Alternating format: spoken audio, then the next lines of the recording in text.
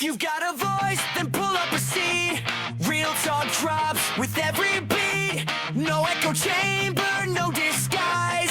Welcome to the Dead Mike Society. So what is up? So Spain dominated in a way the game of the final of the World Cup. They beat Argentina 1-0. Wow. Messi did not get the win. He was playing so good. Yeah. He was kicking butt in every game. Now, did you see President Trump would not leave the stage at the end when they were presenting the cup to the team? How do we feel? Okay, I'm hesitant to be political. Because we don't want to lose viewers, but at the same time we want to be ourselves. Right. So I don't know. It's look, I am a huge fan of Donald Trump as a entertainer. You know, I don't know how I feel about him politically, but I definitely think he knows what he wants and he goes after it, man. Yeah, I know. He's like a big showman. He is. I read his book, Art of the Deal. Oh, really? Yeah. Okay. And it was really good. What's your what would be the one? The one takeaway is trust your gut. Now, I think that he lives his book. Like everything was about trust your gut, go with what you feel, be honest, be true to yourself. You know, I think that he has done that, in my opinion, with The Apprentice and with his business, and he fails and he just gets back up and tries something different. And he people tell him, "Oh, you're never gonna make it," and it's I just think that it's definitely something that he's sincere in the sense that he's consistent.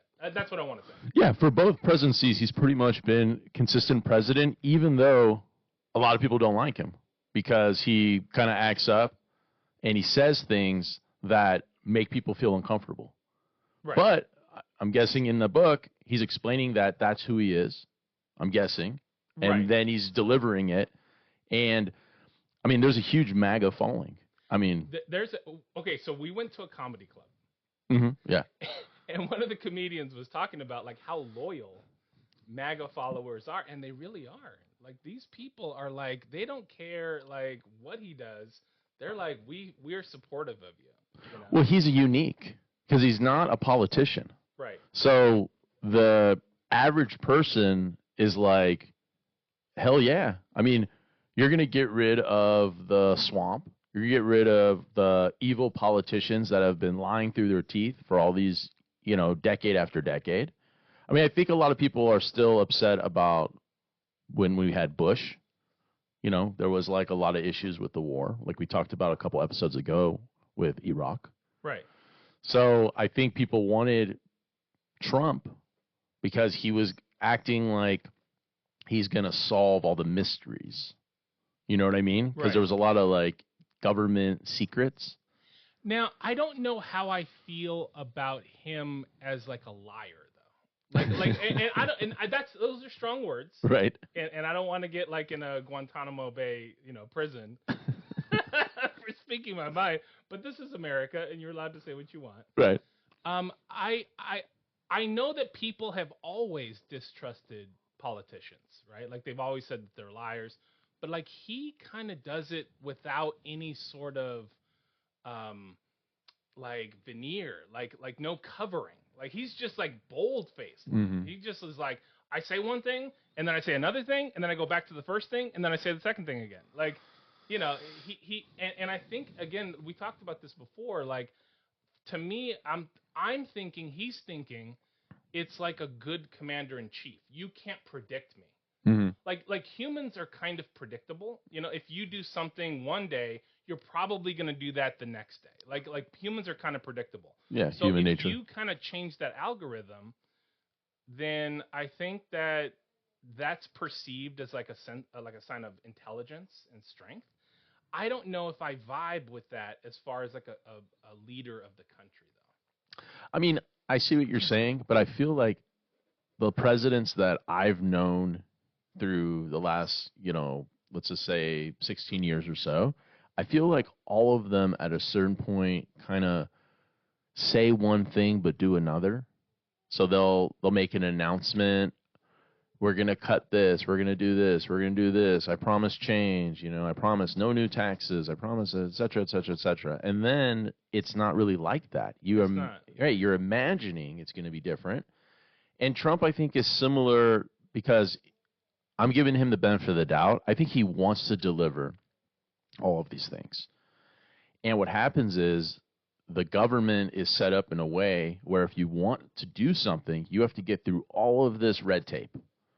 And you can't always get through it. That's why you need to control the Senate. You need to control the House. Like, you know what I mean? You need all of these things to go your way, Yeah. or all of these votes just end up being stalemates. Yeah. And you can't get anything through. So I think he has the best interest out there. I do think he's also like a showman. So part of his, I think, wanting to show his life, like, oh, and I was the president of the United States, and I was a tycoon. And I have to say, when he became president, I was like, this dude, like, really goes after it. Like, he's just like, look, I'm, like, the best. Well, he's not the best businessman, but, he was very successful. And I'm just going, like, and he became president. It's just, like, it's a pretty good flex. Right. And also, the thing with him is really it's the branding. Because of the TV show and because he licensed out all of the names for different hotels, that's really what made him, I think, successful. Because when he was owning the Taj, he wasn't successful. With the casino business, he failed. Yeah. So it's like he needed a bailout. He needed to get out of it. Let's ask the subscribers and the listeners, what do you think of the presidency so far? I mean, I know it's a tough time because we have escalations in Iran. Yeah. And gas prices are going through the roof. So maybe it's not the best time to say, like, the window today. But how about the initial 4 years?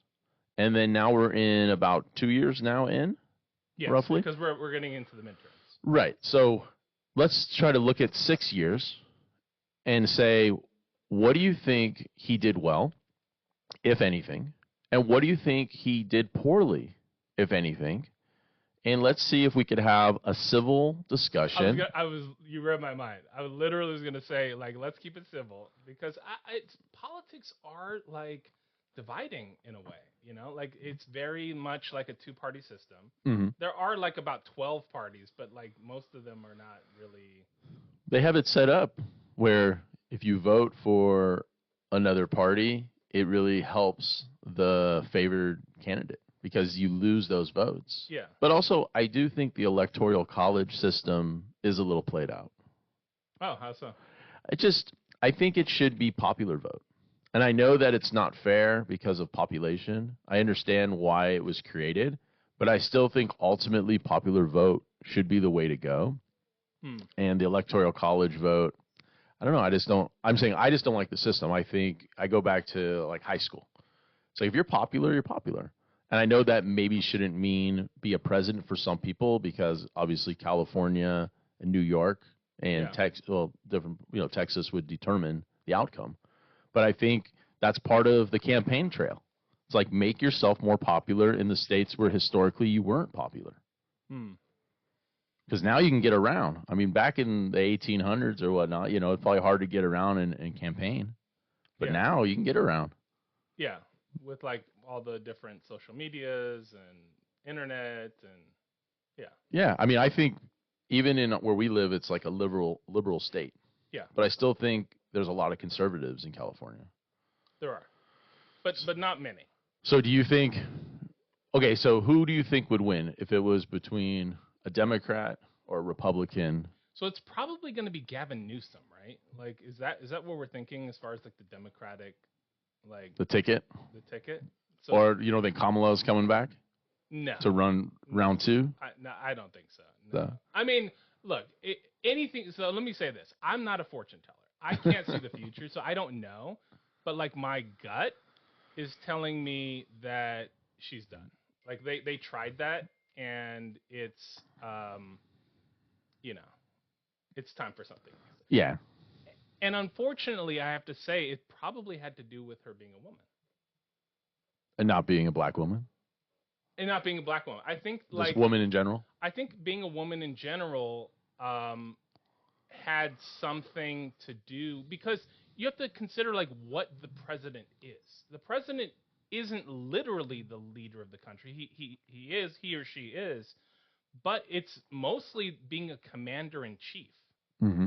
So like when you are the commander in chief, you're the leader of the military. Right. And women can't be in combat roles. Really, I thought now they can. Okay, so that has changed. I believe so. I believe that because I know there's women fighter pilots. Right, but like I'm talking about like with a weapon on the ground, like in the trenches. Foxtrot. What am I saying? In a foxhole. Right. Yeah. Doing the foxtrot. Doing the foxtrot. Right. But yeah, I mean, you might be right. I'm not sure if they can carry like an M16, if that's even what they use, right, into the trenches and gun it out. But I know they can be in combat, like they could be launching missiles, they could be in fighter pilots, like choppers. Actually, they're like the best fighter pilots. Like women are actually like the best pilots that exist. Like there's something about like their ability to like read and analyze the situation quickly and break it down, that they have supremacy over men. So that's like one of the few military roles where women like excel over men. You know? Now, last night there was an alert that they were evacuating U.S. troops out of the regions near Iran. And I was kind of going down the rabbit hole a little bit. Apparently, Iran has a missile that is able to go undetected from the U.S. defense systems. And that's why they were moving the soldiers or whatever army personnel as fast as they could from these locations because they don't know how to intercept that missile. And the U.S. drones that were designed to, I guess, protect those areas like the bases, they were destroyed. So Iran was able to destroy the drones, and then there was a missile that went undetected. And I guess there was a service member who was killed there was a fallen drone from Iran, and that they were trying to disarm it, and it blew up and killed the serviceman. Oh, wow. So that was the last one who died. So I guess it's 3 now that have died in the last couple days. Yeah. So the tension's really rising. I mean, 1/8 of the world's oil supply goes through that strait. And the Houthis, if I'm saying it right, or Houthis, they're like the Iran's like proxy. So they're basically like pirates for Iran. I don't know how to explain it. They're like an army of people who will do the fighting for Iran, but not as Iran. They do it as the Houthis. So I guess they are involved now, and they're in the strait, and they are stopping ships from Saudi Arabia because Saudi Arabia has been involved in helping the U.S. Yeah. So now they're stopping their tankers. So we have a blockade, a naval blockade, and we are not allowing basically Iran to attack ships that are coming through. Our blockade is to try to protect those ships that are carrying oil. Right. Well, now the Houthis are there, and they're not letting Saudi Arabian ships pass through. Wow. So it's turning into a big cluster F, basically, in that area. And now you have an escalation in weaponry, because if they escalate to weapons that go undetected, well, obviously then we have to go to a higher grade of weapon.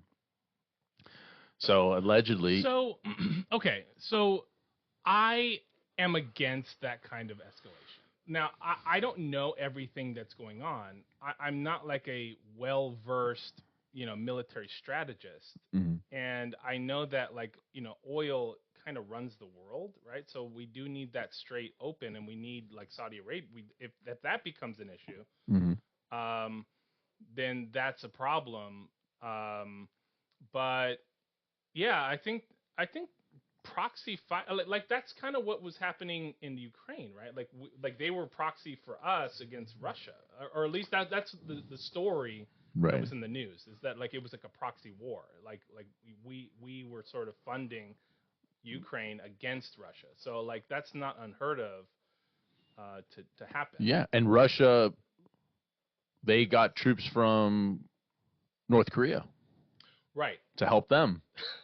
Even though it was at the comedy show, it was kind of funny. I know Right. we pivoted We're- because we went to a comedy show we're- at the Improv. We're going to be talking about this comedy show. There was quite a few things, but actually on the way to the comedy show, we saw gas in Los Angeles. Mm-hmm. That was like what, 757? Yeah, it's like 757. That's crazy. It says going up. Yeah. Today it went up. I mean, why not? But I do think it's price gouging. So we had a price gouging situation recently in California, and I know that everyone in California will remember this. About a year ago, you'd go to the grocery store and you wanted to buy eggs. And eggs were like, I don't know, $12 to $20 for a dozen. I It was know. like insane prices. And they said there was this bird flu going around. So they had to up the price because they had to destroy all these eggs. I know. I remember going to Costco and like it was empty. Like people were taking like 12 packs. Like there was no limit at the time, Uh-huh. and their whole cart was full of eggs. And they're just selling them on the street. Yeah. Just like, yo, how much you need? You know what I mean? It was like drug dealers. Right. Anyway, so what happened was a lot of restaurants and citizens were complaining. They're going like, really?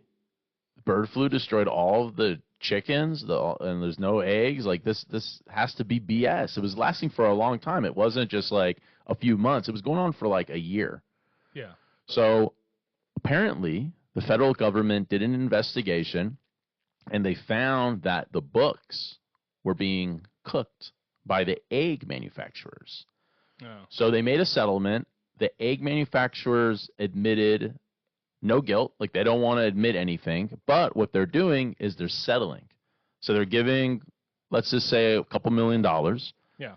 And they're donating like 500 million eggs as a, I don't know, consolation prize for the theft that they're not going to admit to.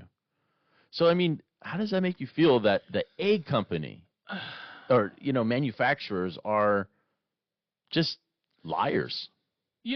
Okay, so like it's sort of like what I said about politicians.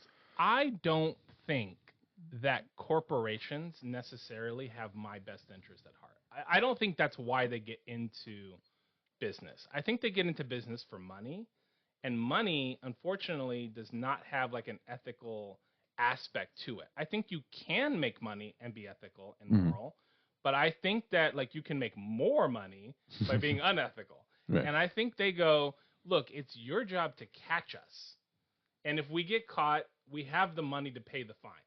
Right. It's like the rich guy who speeds on the freeway, and he's like gets a ticket, and he's like, well, hey, guess what? Rips it up, goes on his day. You got me. Give me another one. Like I got places to go. So I think it's sort of like similar. So I'm not. So when you say that, I'm not surprised. I don't have a lot of faith. I don't distrust, corporations in general. I mean, I do go shopping and I buy things and, I get services, but I don't have like the biggest, impression of corporations. Yeah.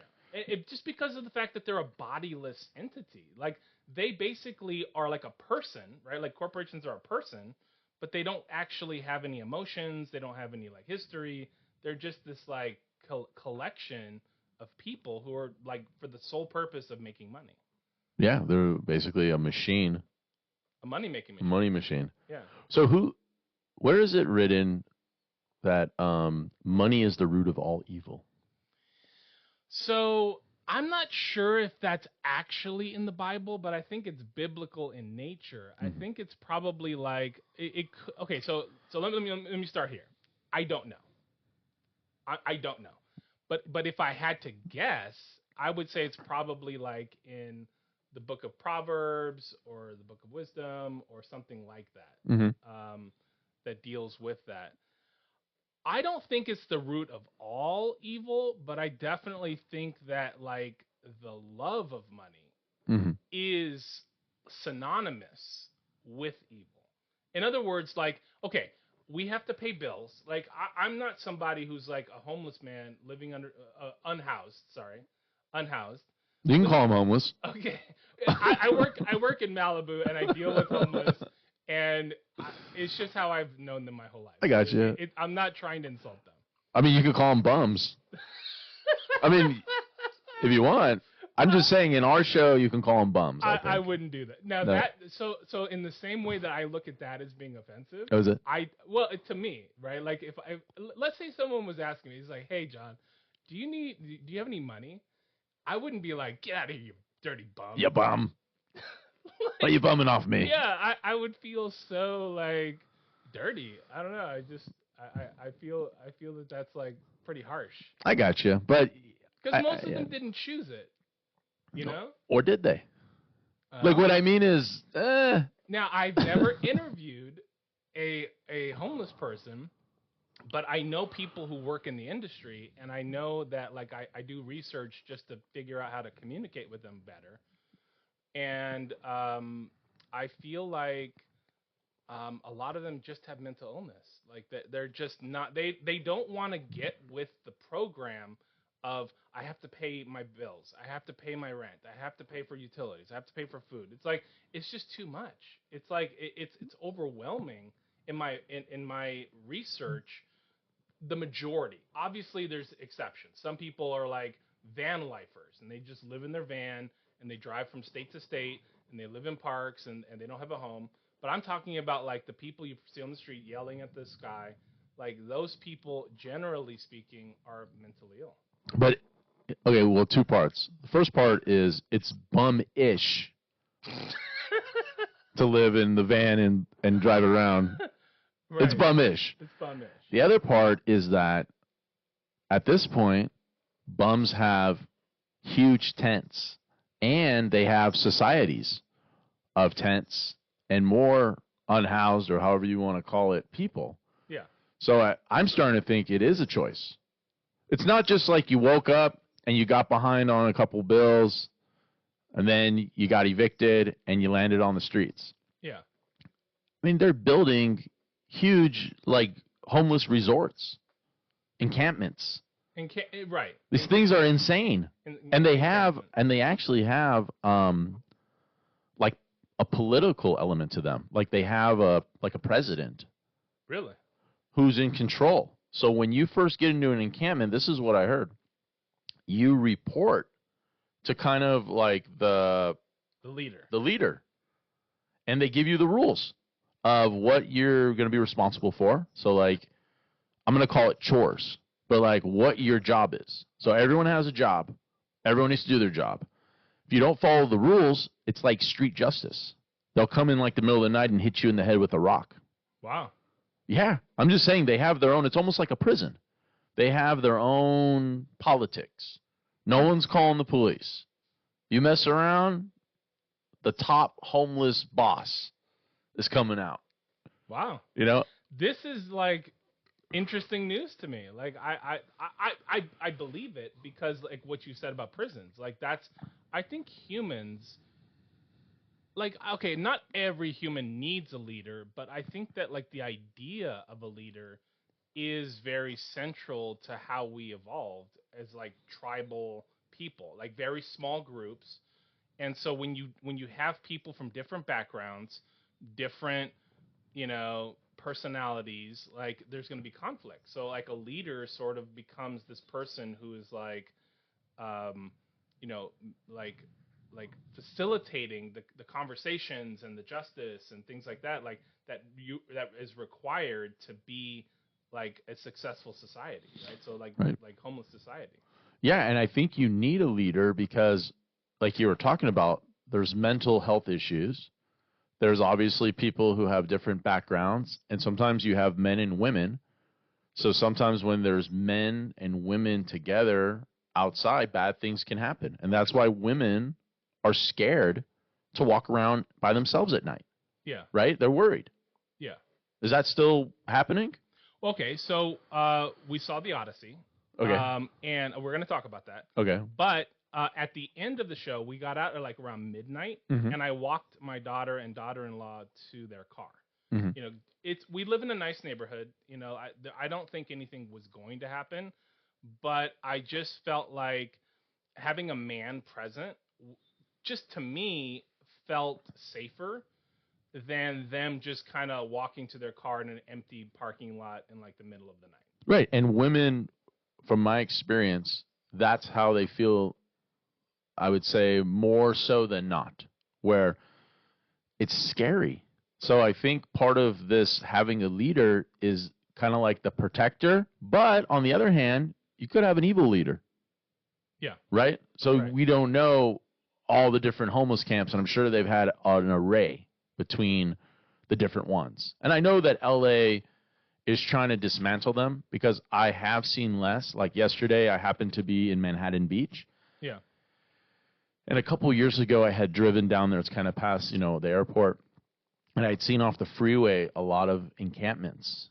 And yesterday when I drove down there, I didn't see like homeless encampments. So I think they're clearing the freeway areas of the encampments, and they're building like fences next to them to kind of keep them out. Yeah. So I'm not sure where they're relocating to. Let me ask the viewers, do you have a homeless issue in your area? Are they taking over the streets near your house? Are they ruining your property value? Are they making it uncomfortable to go for a walk? Because that's really what we want to know. And if it is, you don't have to tell us your address or anything, but just what area are you in? And is there anything you can do? Have you written to your congressman? Have you written to the mayor? Can you call the police? Do the police do anything? I know we had an episode a while back where we were talking about a friend of mine who would drop his daughter off at school. I believe it was near Palisades, and they have like a unhoused person who was actually defecating.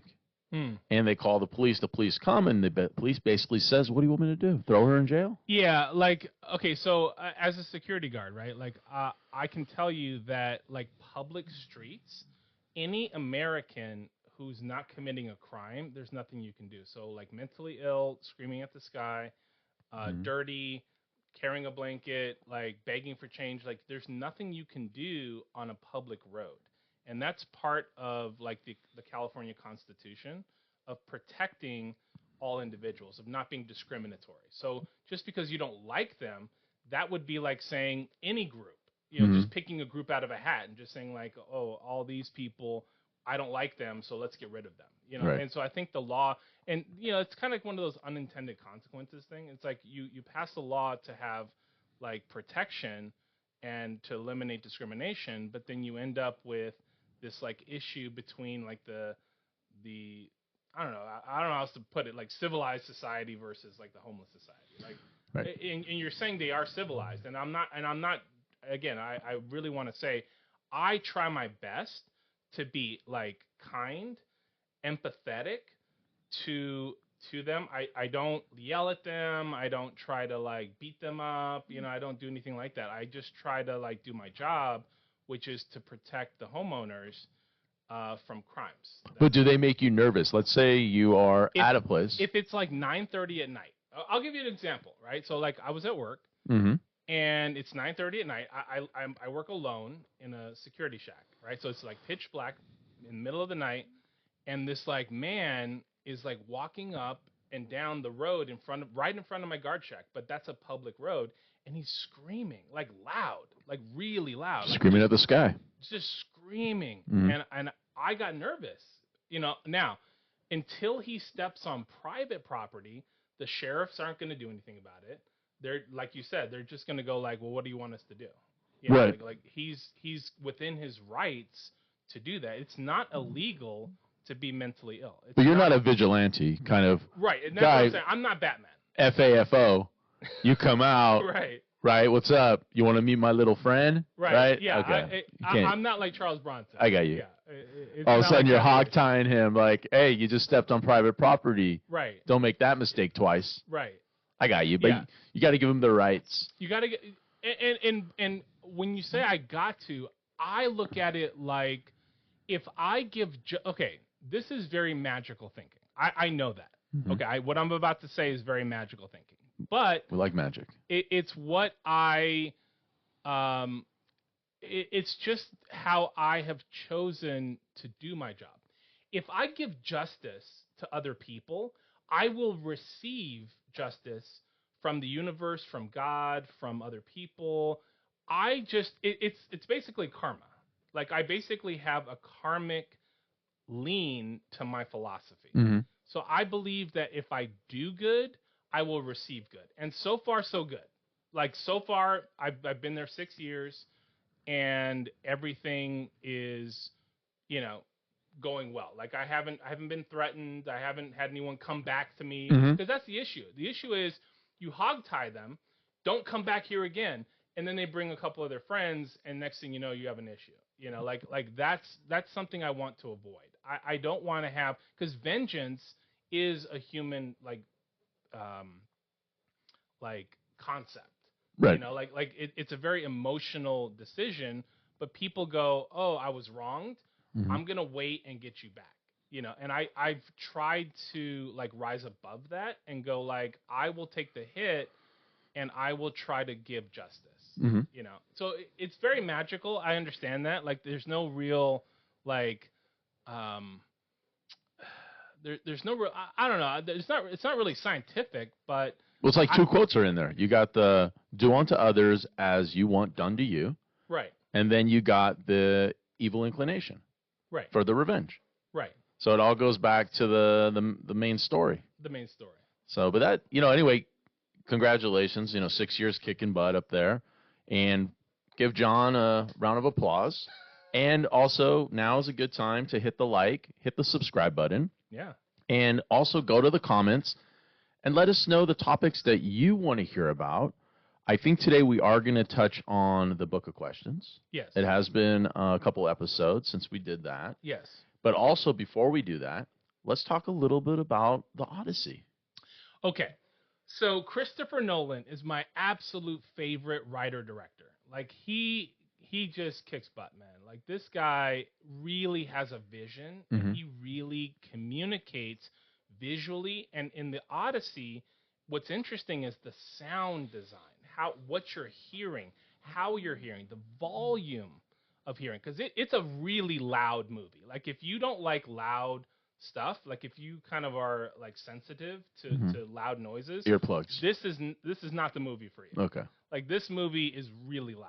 Wow. Like how in The sports arenas. Yeah. Right. They have you the noise-orama. noise around. Right. Yeah, they're like raise it up, raise Right. it up.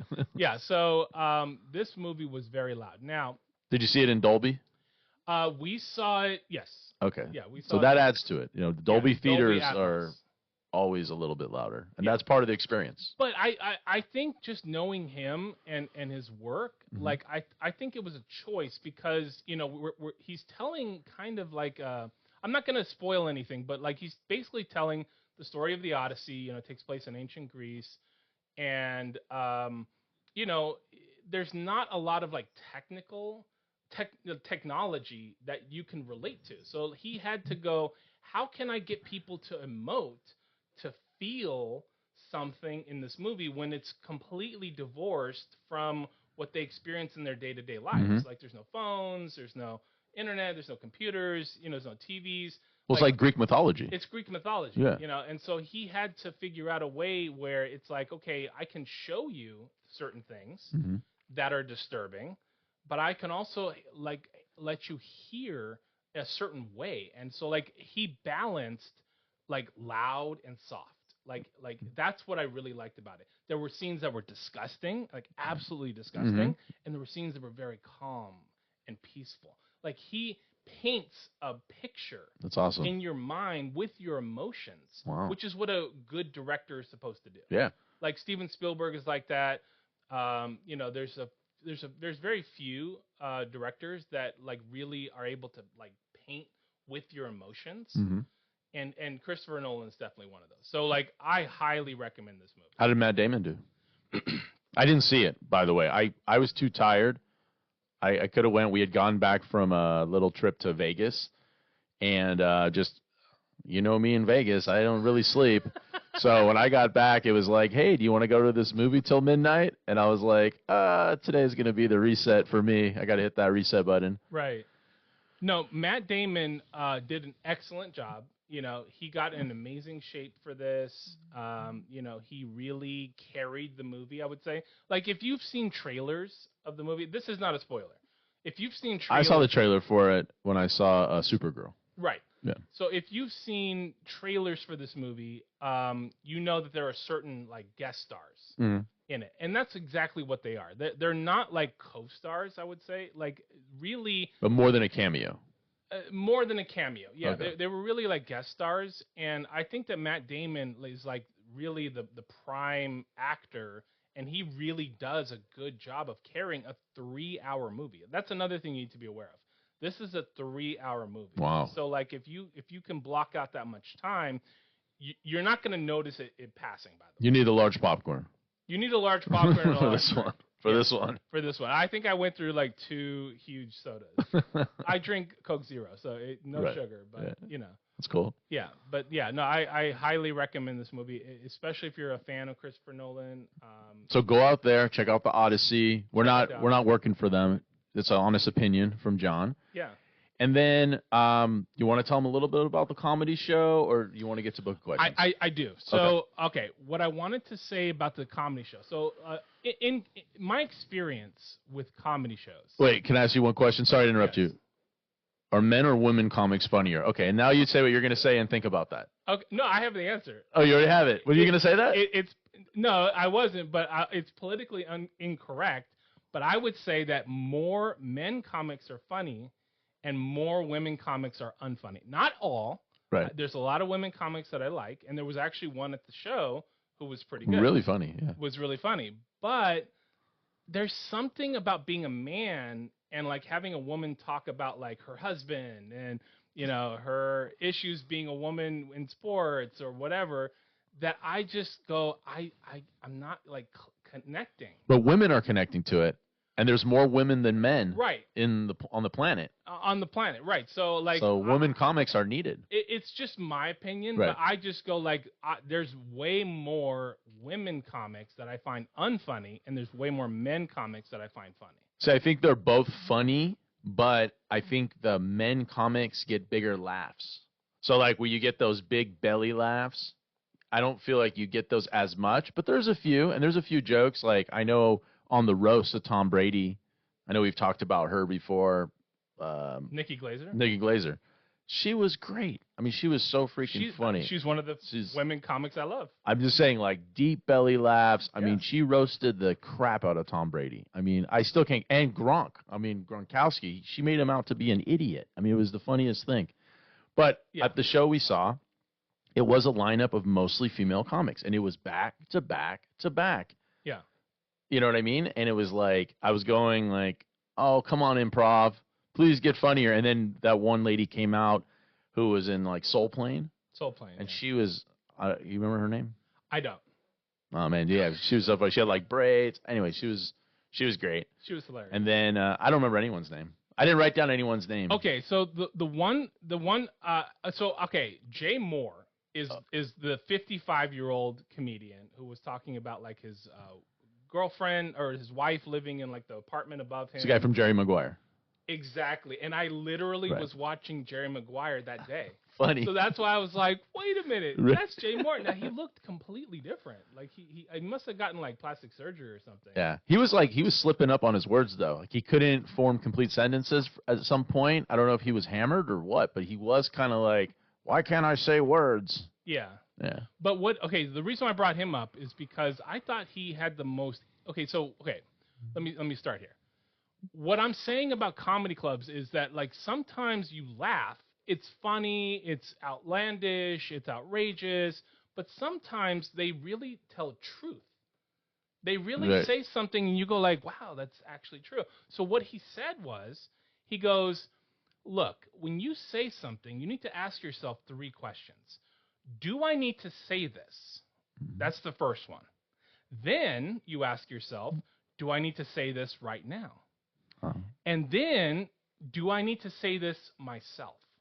And I thought that was like so interesting because I had heard that before, but when he said it, I go like, I need to really think about like when I speak, like am I speaking correctly? Like, is this something that needs to be said right now? Is it something that needs to be said by me? Like, it's just something to consider in terms of communication, That's like stoicism. So it goes back to that. You know what I mean? Because you do kind of have this internal concept of what you should say, why should you say it, and do you need to say it? Right. So it's like a full circle. Yeah. So anyway, let's go to Book of Questions. Okay. And if you have time now, hit the subscribe button, hit the like button, share it to a friend. Why not share it? You can always go to the deadmikesociety.com, sign up for the fan club. We have some merchandise up there. Get a T-shirt. Why not? Yeah. Okay. Coffee mug. So, okay. Would you rather watch an Olympics that outlawed performance-enhancing drugs or one that embraced them and let athletes use medical pit crews to jack up their performances? I'm going to go for the one where they're jacked up. I think Vegas did this one not too long ago, Really? where they did like a competition that was for all enhancement. Wow. Like there was no testing. And yeah, I think let people compete how they want to compete as long as everyone's on the same playing field. Because if everyone's doing steroids or whatever it is now, steroids is like 1980s. I know now they're like steroids, ha ha ha ha ha, buddy. Like Right. this is real stuff with a different name. Whatever they're doing now, let's have everyone do it and see who is the most. And I think for sports too, there should be a baseball league, there should be a basketball league, a football league of just people who are out of their minds, yoked up. Why not? That'd be insane. I mean, they let wrestlers do it. Okay, I'll tell you why not. So, Okay. so I disagree. Okay. I originally I was like, oh, that might be interesting, but then I thought about it and I was like, do I want to see Michael Phelps or some other Olympian and they're like 40 and they're getting heart attacks? I remember as a kid, I loved wrestling. Okay, I loved the WWE when it was called the WWE. No, sorry, WWF. Yeah, it was called WWF before WWE. Mhm. And then all of a sudden, everyone was getting heart attacks. They're all dying, like in their 40s. Yeah, you had like Randy, Macho Man, Yeah, you Ultimate had Warrior, Bret Ultimate Hart, Warrior. Hulk Hogan. Yeah, so I just go like, that was so as a teenager, as a 20-year-old, I was going like, wow, like it just sort of took a little bit away. But do you think that's all from the enhancement, or do you think it's maybe from the lifestyle? Because I think a lot of those guys partied too.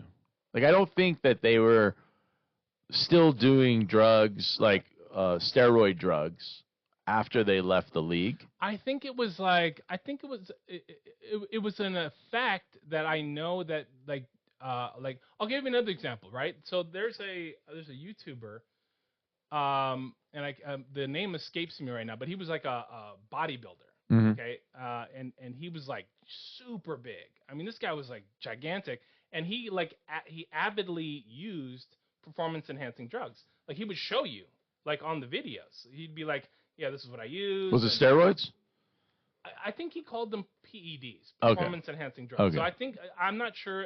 I'm sure it is a steroid, but I'm not sure like what the name of it is or. Got it. Like So he had a bunch of like cocktails. okay, so it's a steroid, just a group. He died of a heart attack, and he was like 40. So I definitely think it's probably like the lifestyle of like lifting a lot of weights and exercising to like beyond the capacity of a human. Like eating sticks of butter. Yeah. And like just red meat. Like how about the guy who was lying about eating raw meat diet? I think Joe Rogan called him out. There was a guy who was like Mr. Raw Meat, and he was claiming that he's eating like these huge ribeyes of just raw. Just raw. He'd be on video like chewing into them. But I think people looked into him and found out that he was just full of it. that he wasn't actually on that diet. For his videos, he would do that. He would eat like raw meat. Yeah. But in real life, he was eating like normal. But he was just that was his persona. But a lot of people were getting sick. They were copying him. He had like millions of followers. So they're like, oh, raw meat diet. I'm going to go to the store and buy a grass-fed ribeye and just eat it out of the package. Like, yeah, people were getting sick because that's what he was doing on YouTube. Wow. Insane. Please don't eat any raw meat unless you know what you're doing. But we're going to say don't eat raw meat. Yeah. Now, what's the difference between eating a rare steak and eating raw meat? Like, is it the fact that the outside is seared and the inside can't have bacteria like get to it? Well, rare meat's cooked. Raw meat's not cooked. Right, but like, isn't that what rare? Like, when people say like I want it bloody, it's still cooked. It's just cooked to that temperature. So there's like a temperature guide. I think meat, if it's going to be medium, or like it has to be at least an internal temperature of 165, if I recall correctly. So if you want it rare, they might bring it down to, 160, 155, and it's kind of rare. But they want to get it to 165 because then that's the guidelines to kill the pathogens. So if you want rare, it's a little bit less temperature than it's supposed to be. So sometimes you'll go to a restaurant and they'll say, how do you want your burger? And you say rare, and they go, oh, we can't do that. It has to be 165. I've been to like a Red Robin, and they can't do rare burgers. But you can go to a steakhouse and say, hey, I want it rare. They can do it, but they're probably using higher quality meat, which has less pathogens in it. So they can, basically, if you're not at risk, like we eat sushi. Sushi's raw fish.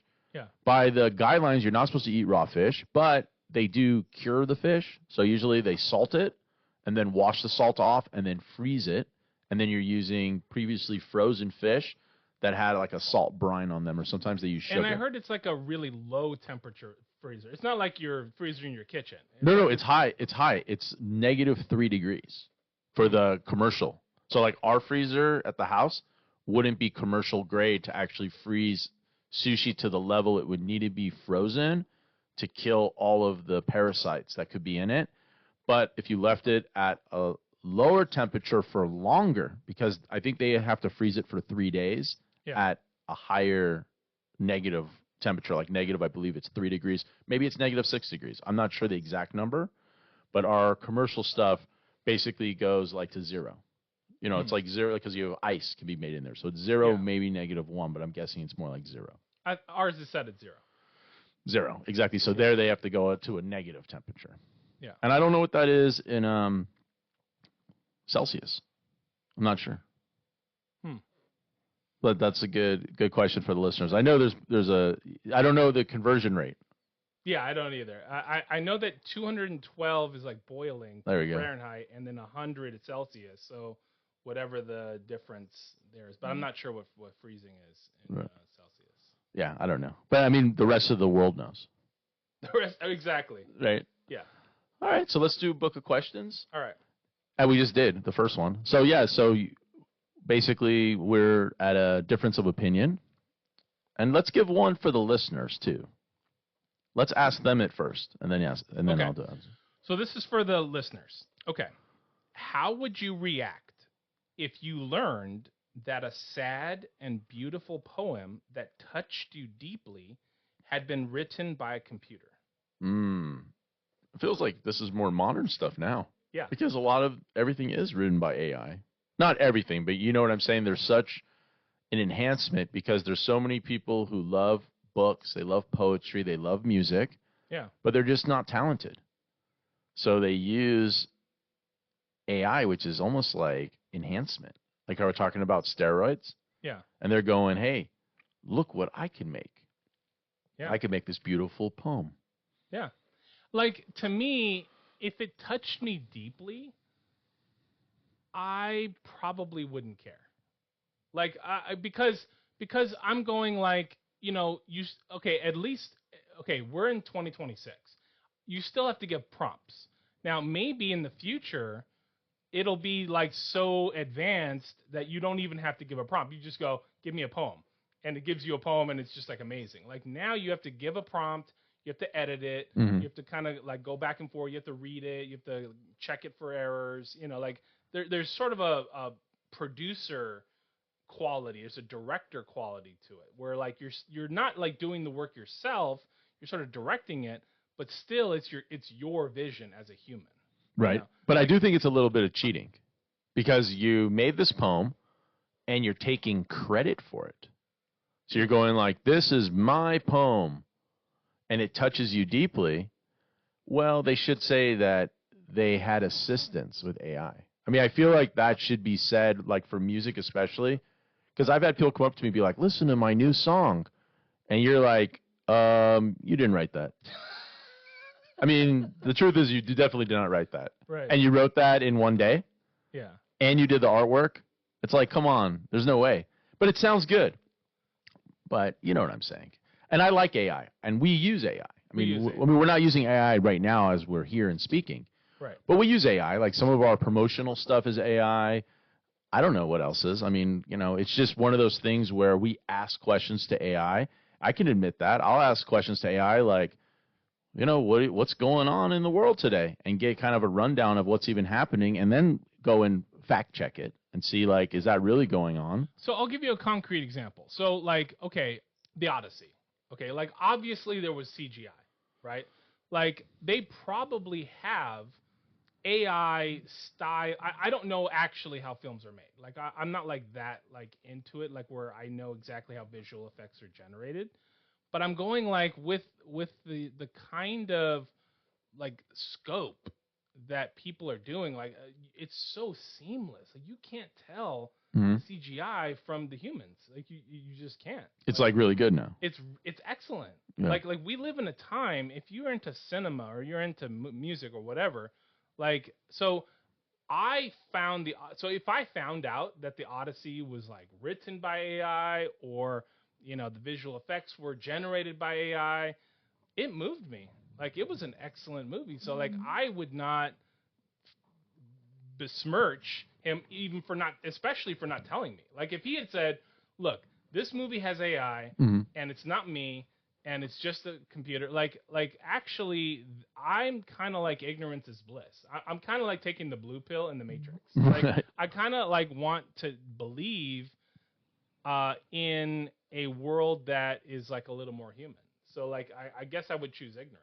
Do you think that it touched on the book at all? Like, because you had the Odyssey, you had the Iliad. Yes, so it did take from the Odyssey. I have not read the Odyssey or the Iliad, but I do know I did read a little bit about the movie, and it does take from those poems. But it's still Hollywood, so they take like some of it, but they're not telling you. Nolan wrote the screenplay. Like he basically said like, okay, like I'll give you an example.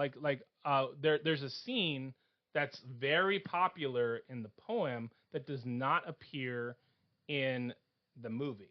Okay, that's very common.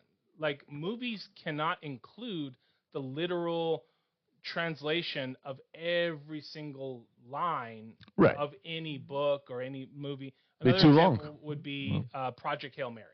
Excellent book, but like it leaves out probably like I'd say 3/4 of the book, you know, but it's a good story.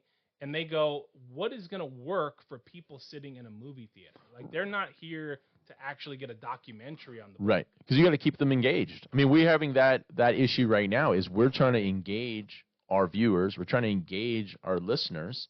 Yeah. And it's like you're trying to figure out how do you engage them. So, like, we kind of changed the studio setup so that we could have more of a face-to-face conversation. You know what I mean? And kind of give ourselves a little more like elbow space because we were a little bit tight with the other setup. Yeah. So anyway, I mean, it's pretty good. All right. Well, this is John. This is Dan. And this has been Dead Mike Society. All right. We'll see you next time. If you've got a voice, then pull up a seat. Real talk drops with every beat. No echo chamber, no disguise. Welcome to the Dead Mike Society.